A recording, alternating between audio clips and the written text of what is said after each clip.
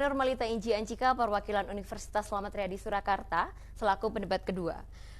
Terkait dengan mosi bahwa gerakan sosial harus lebih fokus pada ketimpangan kelas ekonomi daripada diskriminasi berbasis identitas, bahwasannya kami tidak setuju. Sesuai dengan apa yang disampaikan oleh pendebat pertama, bahwa identitas adalah sesuatu yang selama ini digembor-gemborkan oleh negara. Mari kita lihat bahwa negara tidak cukup mampu menangani kasus ketimpangan ekonomi. Yang pertama, penegakan hukum rakyat jelata akan lebih santer daripada kejahatan white collar atau kejahatan kelas kerah putih yang selama ini jarang terjamah. Mari kita lihat kasus bahwa seorang ibu-ibu yang mencuri buah didakwa lebih berat. Padahal ada kasus ekonomi kelas besar oleh koruptor kelas kakap yang selama ini tidak pernah terurus. Kemudian terkait dengan pendapat bahwa isu sektarian hanya akan mengadvokasi kelompok-kelompok tertentu, kami tidak setuju. Justru dimulai dari kelompok-kelompok kecil, hal ini mampu mendukung ekonomi negara. Hal ini terbukti dari pergerakan-pergerakan sosial kelompok kecil yang nantinya akan menjadi kelompok-kelompok lebih besar dan bersatu padu dalam membantu negara ini.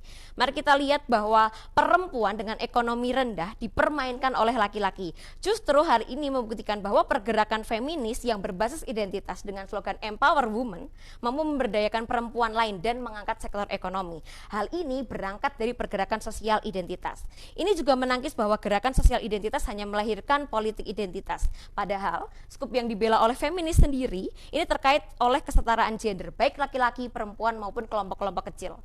Kemudian ada kasus dengan suku Moni dan Dani di Papua yang akhirnya melakukan perdamaian yang disaksikan oleh TNI, Polri, tokoh agama, juga Pemda setempat oleh suku yang berperang. Hal ini membuktikan bahwa ketika pergerakan sosial ini mampu menyatu padukan suku-suku yang ada di Indonesia, ini justru dapat menyatukan persatuan dan kesatuan yang skupnya lebih besar di dalam lingkup negara ini. Kemudian apabila negara lebih fokus kepada pergerakan kelas ekonomi, ini bukankah mengganggu hak yang sudah tertulis di pasal 28 ayat 1 dan 2, bahwa setiap warga negara berkesempatan untuk berkumpul, berserikat maupun menyatakan pendapat.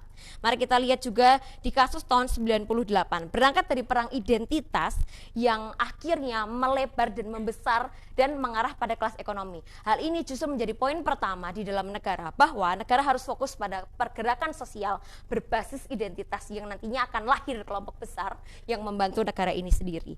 Justru ketika identitas tidak mampu dibela dengan baik, apa jadinya negara ini tanpa identitas yang lebih baik? Maka dari itu kami tidak setuju bahwa negara akan lebih fokus pada ketimpangan kelas ekonomi daripada pergerakan-pergerakan sosial berbasis identitas.